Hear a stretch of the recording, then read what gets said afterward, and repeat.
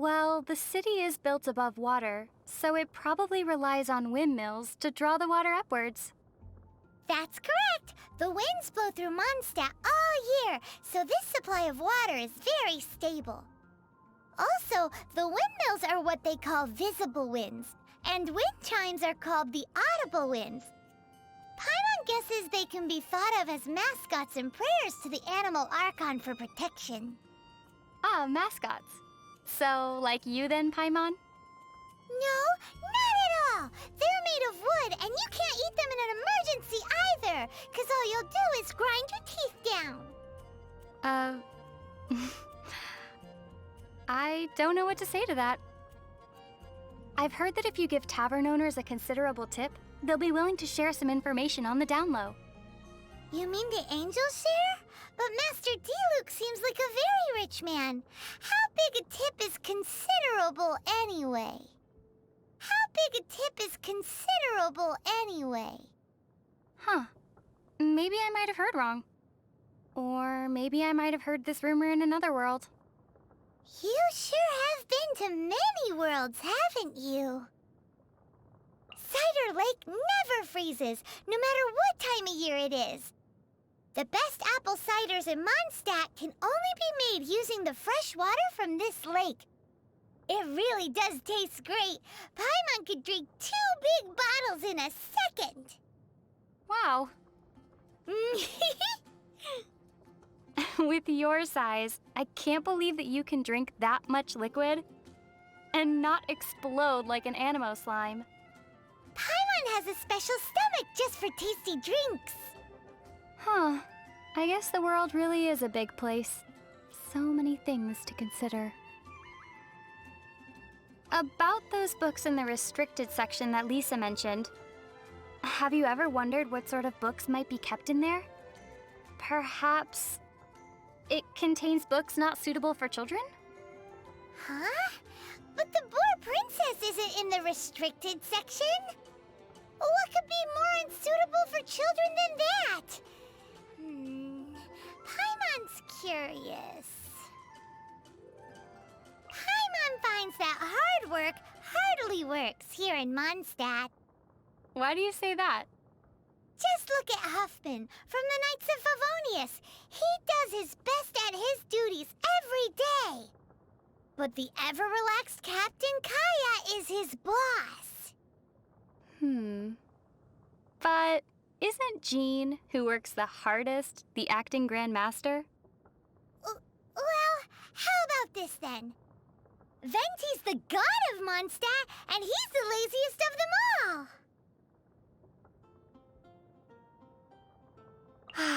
Sure would be nice to spend a night at the Goth Grand Hotel. Paimon thinks so too. The rooms are sure to be big and clean. Still, I've heard Mr. Goth say that they've had all kinds of strange problems ever since the Fatui moved in. The electro-sissons that their mages brought in attracted a lot of dust with static electricity, which ended up killing a lot of those sissons. Then, someone mixed up the mist grass pollen and the pepper, and the agents ended up brawling amongst themselves, each insisting that the other owed them money for wine. Hang in there, Goth Grand Hotel. Everyone says that Mondstadt is the land of the wind. But I wonder which direction the seasonal winds come from. Why don't we ask Venti? He'll probably just dodge the question with a heh or something. True. The animal Archon is just a tone-deaf bard. What does he know about the wind? So here in Mondstadt, alchemy is practiced out on the streets? Is that so strange? In many of the worlds I've been to in the past, alchemy has always been a secretive art. Watching alchemy being practiced as a part of daily life is like being in a world where people all have 3 stomachs. Paimon thinks only having 1 stomach is weird. Are you serious? What do you think? Tevat's day and night both seem particularly short. The skies here are full of stars, but they aren't the same as the ones back home. wonder if the fates of people from Tevat are also related to their constellations. Oh? Do you know how to read the stars too? That's amazing! Not a lot of people outside Sumeru can do it. Paimon's curious. Come on, do a reading for me, quick! The night sky pictured on Paimon's cape flows with the light of many stars, and also of the deep ocean. The movement of these stars tells me that, in, say, 7 days from now... In 7 days what? something good or something bad might occur. Right. Your theory sounds as rock solid as a geo-slime. And about as brainy, too. On the way back to Monstadt after rescuing Dvalin, we finally got to see one of the 7 Archons, didn't we? It was interesting to see what kind of god he was. Haven't we known Venti for quite a while now? As Venti, yes. But still, this was the first time that we got to see him as the Animo Archon Barbados. Normally, he hides his true divinity behind the facade of a bard. What does freedom really mean when demanded of you by a god? That was the question that he asked Dvalin. I'm still contemplating that. You know?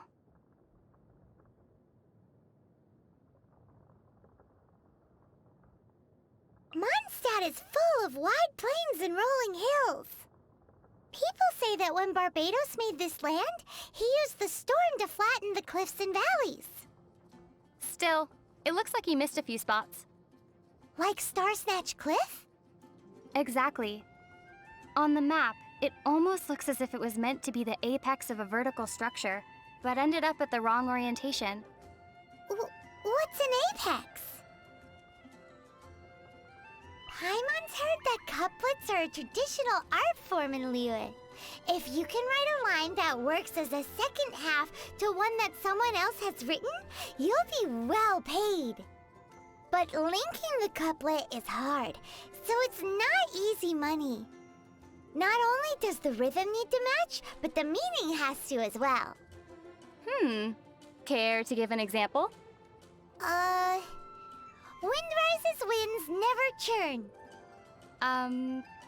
But the sea of clouds always return. Huh. Not bad. Let's not waste time here. We've got some money to make. There's a saying of Rex Lapis that's commonly used here in Liyue. Paimon thinks its rough meaning is, don't play with your money. It's because the first Mora were minted from his golden form and given to humans in trust. Kaya sure seems to enjoy playing with his money. And that's why you shouldn't learn from him. Well, as a child, I was taught not to play with my food. Yup. You've got to respect your food. What are you looking at Paimon for? Walk in 7 clockwise circles, then walk in 7 anti-clockwise circles. Then open your eyes. Are you sleepwalking? Nope. Paimon is just trying to see if that antique shop from Heart's Desire actually exists.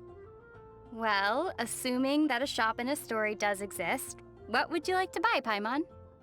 A slime creator. Does such a thing even exist?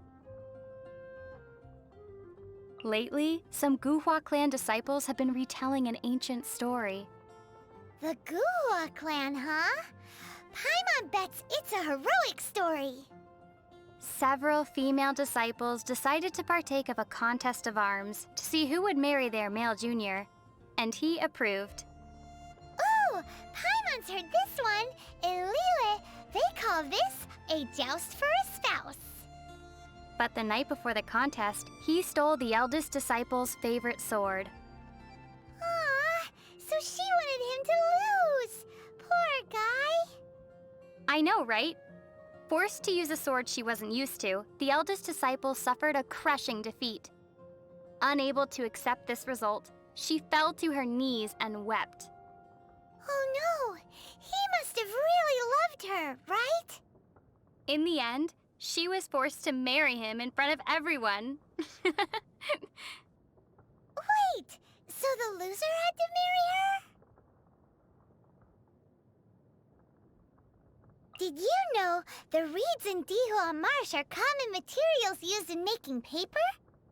The solid reed cores are used to make pens, while the hollow part is used to make flutes. It's all very sophisticated. Over the years, many heroes and swordsmen have also chosen Dihua Marsh as the location of their duels. The more reeds, the more elegant the place. But in places where the reeds are the thickest, the water can be quite deep. So there are a lot of unlucky duelists who fall in and drown while the duel is on. Huh. And what's my takeaway from all of this supposed to be? Don't get into a fight in Dihua Marsh! Paimon's heard that in Liyue, people call the crane the gentleman bird. And do you know why that is? Paimon's not quite sure. Well then, let me tell you about the story of the lucky crane repaying its debts. A long, long time ago, there was a kind-hearted scholar who saved a lucky crane that had fallen into a trap. Later, on a cold winter's night, a beautiful maiden came to his door asking to lodge with him. The maiden shouldered a great sword on her back and taught all that she knew of swordsmanship to the scholar, supervising him as he studied day and night. Wow! Once he had finished his training, he went out into the wilds with the maiden to do good and fight for justice. 10 years later, the lucky crane took the form of a gentleman and finally came to return the favor, but discovered the couple had already lived out a fortuitous life. And that's the story known as the Gentleman's 10-Year Debt. Ah! Rumor has it that Jueyun Karst is the abode of the Adepti. Wow! The abode of the Adepti! Perhaps we'll meet the Adepti on those cloud-piercing mountain peaks. Wow! Meeting Adepti! But I wonder, how would one normally communicate with the Adepti? Wow! Communicating with Adepti! My emergency rations seem to be going bad. Best to consume them quickly. Ahem! Well, Paimon thinks that shouting from the mountaintop should work. That seems more like a way for getting the attention of a hilly churl instead of an adeptus. If you want to adventure together with Benny's adventure team, you have to come prepared. Domains are very dangerous, so you should always take care to double and triple check your supplies in advance. Paimon's heard that the Adventurers Guild has compiled a list of 463 different ways of dying in these domains. If Bennett got you killed by accident, Paimon and Bennett would never forgive ourselves. Why am I the only one dying here? Well, that's because according to the numbers, Paimon can avoid 322 causes of death just by floating. I suddenly don't feel like exploring these domains. I've heard that Albert, being the leader of Barbara's fan club, sometimes gets bumps and bruises on purpose so that he can go to the cathedral to see her. Paimon feels the Knights of Favonius should keep a closer watch on weirdos like that. But it seems that a month later, Albert discovered that Bennett was managing to see Barbara far more than he was. On second thought, Bennett does have the natural advantage when it comes to getting injured. What is this? A Let's Bother Barbara contest? Barbara's really popular, isn't she? Well, she is the idol of the people of Monstadt. Come to think of it, Paimon doesn't really know what an idol is. It's an occupation in which one's work is to be cute, be well-loved, and earn a boatload of mora. Isn't that the same thing as being a mascot? That's one way to put it. Lisa and Amber feel a bit like sisters. Huh? Why's that? Amber often runs errands for Lisa. Older siblings asking their younger siblings to do things for them so they can slack off is a rather common practice. But my brother and I are the same age, so we had to decide these things via rock, paper, scissors. Whoa! So doesn't that make you my younger sister? What do you mean? Well, since Paimon floats, you're the only one who can run any errands. Seriously? Paimon, have you ever seen what Kaya looks like under that eye patch? Nope. So it would seem that he never takes it off. Actually, Paimon already knows why. Oh? He must be hiding some big secret. Really? A secret? See, Kaya heads out for assignments more than anyone else. So the skin under that eye patch has to be way lighter than the rest of him. So if he ever takes that eye patch off... He'll definitely become the butt of everyone's jokes. Maybe he'll even get a weird nickname. Like, say, Pasty Eye. Guess he didn't need to take it off to get a weird nickname. Strange. What's wrong? Diluc and Kaya are really alike, so why don't they get along? How are they alike again? Well, Kaya's the kind of guy who acts shady in the light of day, while Diluc is a shining beacon of justice in the dark of night. Don't you think that's kinda the same thing? I still don't see it. If one hilly churl could beat, say, 3 wild boars, then how many hilly churls would it take to reach the fighting prowess of Master Jean and Master Diluc? Not sure.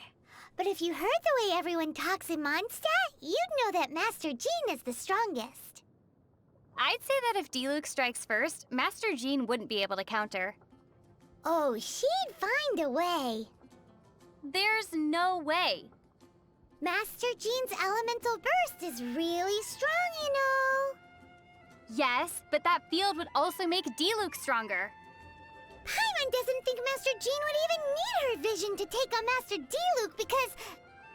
Diluc would only need a beginner's greatsword to... Ugh! This is so dumb.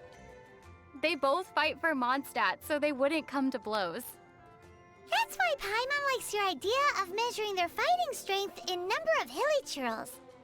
Or, in Paimon's case, in fifths of a wild boar. You know what a brush is, right? Of course. Kinda like pens, but with animal hair at one end for calligraphy, right? That's correct. They say that finely made brushes sell for high prices among Liyue's merchants. So, would you like to make some too? Uh-huh.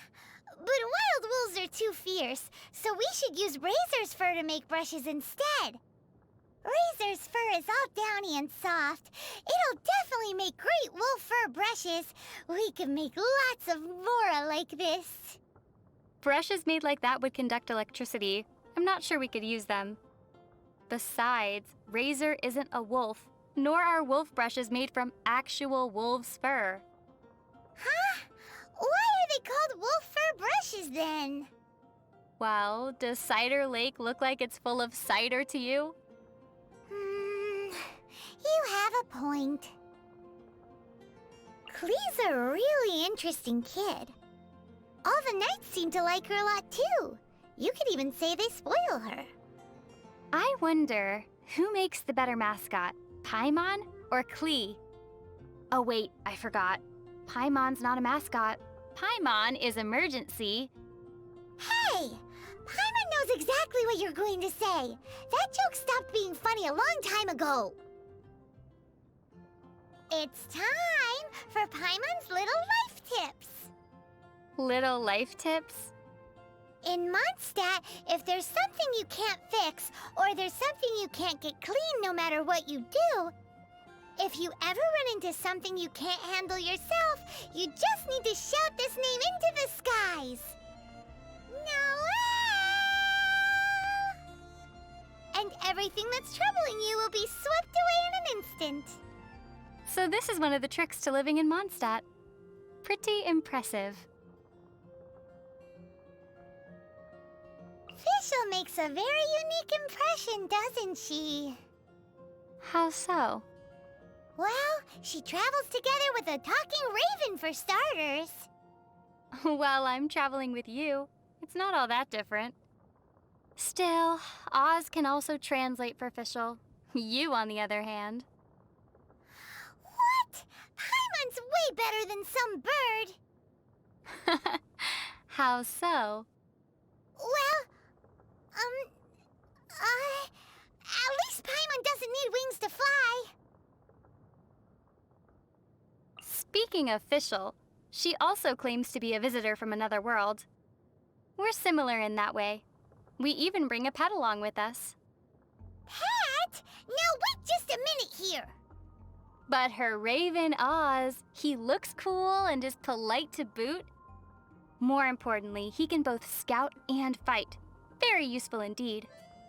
Maybe I should make arrangements with Fischl to trade companions once in a while, for, say, a week or two at a time. It should be quite interesting. Hey! Doesn't Paimon get a say in this? How do you become as popular and cool as Captain Beto? With enough experience? Paimon's already seen lots of things from adventuring together with you. One also needs to experience trials and setbacks. Paimon almost drowned that one time. And maintain an inspirational disposition. Uh-huh. Paimon's always rooted for you. One must also have a mature outlook towards problems. Hey, are you just trying to say that Paimon can't make it? Come on, Paimon will teach you how to fly. 3, 2, 1. Paimon's gone. Well, whatever. I'm tired. Let's just sit here for a bit. I'm flying with you in my heart. What sort of slime do you like the most? Cryo slimes, I think. You feel cold just getting close to them. You'll need that sort of thing in summer. That's very practical, as expected of a traveler. What about you, Paimon? Paimon likes them all. They're all very tasty. Tasty, huh? Turning slimes into bubbly, lovely, jubbly meals is the Paimon special. Well then. I suppose that's one more thing I can eat before you become emergency rations, huh, Paimon? Paimon would rather not be on that list at all. Do you think that we're too harsh on the hilly churls? Well, sometimes we really do seem like children who just can't resist kicking the hornet's nest. I think we're doing more than just kicking it. The Sleeper Tribe. The hilly churls sure have interesting tribe names. The Sleeper Tribe will take any opportunity they can to take a nap. Paimon's heard that their animal skin beds are really soft. Would you like to try them? Not gonna try it yourself, Paimon? Paimon can sleep while floating. The air is the softest bed. Pretty sweet, huh? Just a little. The Meaty Tribe, huh? These hilly churls pick the funniest names. The hilly churls of the Meaty Tribe make regular sacrifices. The altars they build are really huge. What do they pray for? For meat to eat every day. It's an awesome wish, isn't it? I suppose I should have expected that answer. The Eclipse Tribe. Huh. So the hilly churls have normal-sounding tribe names like these, too. The hilly churls of the Eclipse tribe are really mysterious. All the hilly churls of that tribe can draw an eclipse symbol. But rumor has it that only the Dada Sama churl of the Eclipse tribe knows why the eclipse symbol is so revered within their tribe. An eclipse symbol. Did you say something? I was asking you what sort of soup you'd like to have tonight. Can't stop thinking about food, huh? Seems like you'd be more at home in the meaty tribe than the Eclipse tribe. But anyway, Paimon wants boar soup. Thanks! Paimon doesn't feel so good. What's the matter? Paimon hasn't opened a treasure chest in so long. If this keeps up... Ooh... If this keeps up, you'll one day get caught in a hunting trap with a single Mora as bait. Hey! Paimon floats, so that'll never work. Wow, we've really had a lot of good food recently, haven't we? You know what they say, have food will travel. Won't you be unable to fly if you get fat? Nope, Paimon never gets fat. Huh. So Paimon demands more food! Ever eating, but never growing. Don't you fail as emergency rations, then? Yeah. Well, it sure doesn't look like you have any other candidates, so you'll have to make do with Paimon. Which do you like more, cats or dogs? I prefer Paimon. Aw, that's cheating. Wait, no, Paimon's not a pet. People say that if you put a star conch close to your ear, you can hear the whispers of the ocean. Do you want to give it a go, Paimon? No need. Paimon just heard it. Really? And what did the ocean say? The ocean said that it's time to eat, so let's go. Paimon wants some fisherman's toast. We should get something tasty to eat. But Paimon doesn't want to have to go get it. Shall we decide with a game of rock, paper, scissors, then? Ooh, okay. Great. All right, ready? Rock, paper... Super Paimon Tornado! What? Paimon's been working so hard recently. Any ideas on how to relax? Sleeping? Sleeping's boring. Reading? Paimon will get dizzy. Okay. Having a chat with some friends? But those are all things that require thinking. And not thinking is more relaxing. And thus, the Paimon paradox, famed in the histories of philosophy in Tibet, was put forth. Liyue's cuisine is very different from that of Monstadt. For example, in Monstadt, you can hardly find spicy fried dishes anywhere. That's why they say climate creates cuisine, you know? But wait, why do all of Tibet's slimes taste the same then? That's because you only know one way of cooking them. Wow, a weasel thief's backpack can really hide a lot of Mora. Well, it's because weasels by nature enjoy collecting shiny objects.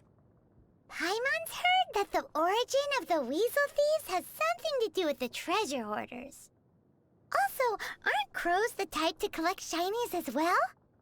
Paimon wonders if Oz has a secret stash of Mora that he collects behind Fischl's back.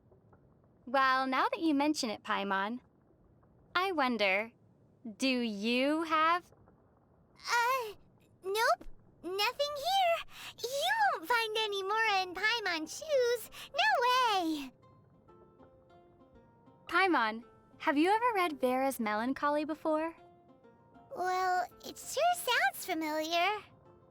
That book's pretty popular, and I've heard that the author made a tidy sum off of it. Paimon would love to make lots and lots of more, It's decided then. Paimon will write an adventure story as well. A tale of adventure by Paimon?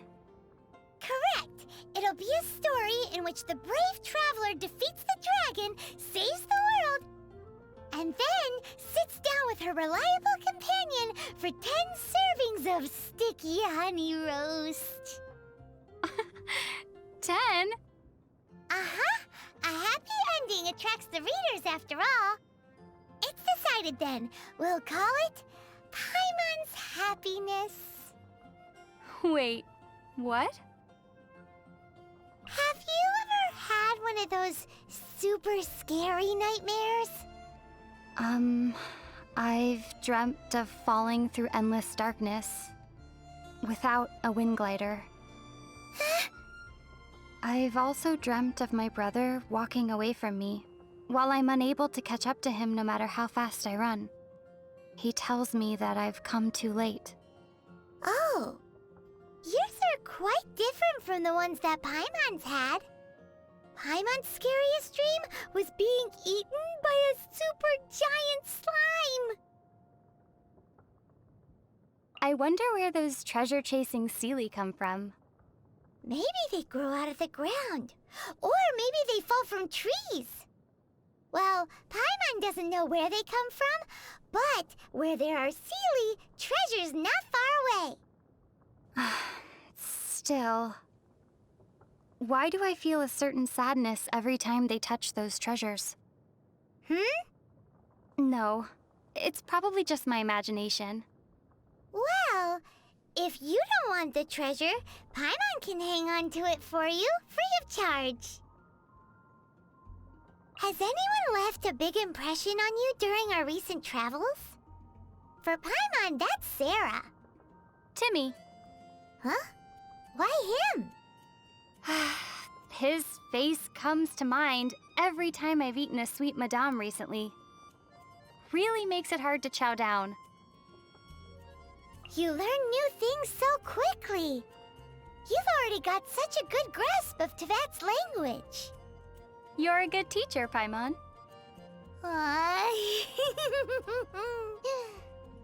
Who knows? Maybe the quality of your nasty nicknames will improve someday. What monster made the deepest impression on you? Monsters, huh? Probably ruin guards. Does a ruin guard really count as a monster? It's more like a machine. Paimon thinks that you can call anything that causes us trouble and needs to be defeated a monster.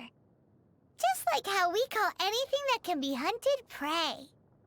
Is that so? Well then, I think I'm finally able to classify you now, Paimon. Huh? What do you mean? You can be hooked and reeled in. Therefore, you're a fish. Hey, do that again! You know, that thing! Which one? The one where you make your weapon disappear with a swish, and then whoosh! You make it appear behind your back again! Oh, that.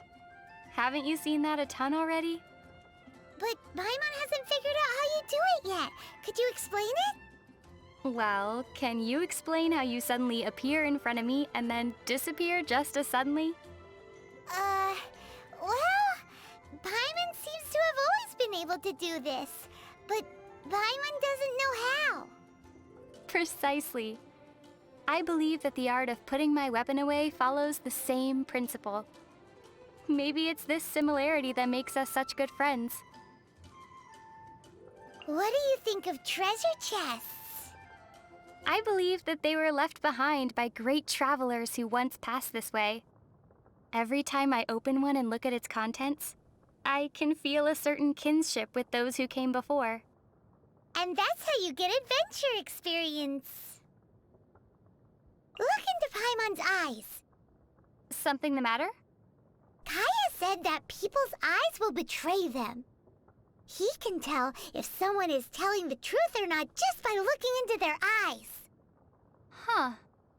Paimon loves fisherman's toast. That should be the truth. Well, that's also because you love everything that can be eaten. Speaking of looking into people's eyes, I remember one gaze that left a particularly deep impression on me. Whose gaze was that? A ruin guard's. Really made me want to poke its eye out. Paimon's so bored. So tired. Well, since we're bored either way, wanna imitate the other knights for fun? Huh?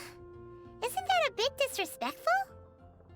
Haha, I see you already have the knightly virtue of modesty and politeness. Very impressive. Hey! Paimon sees what you're doing! Cut it out! Huh? Are there pigeons around? No.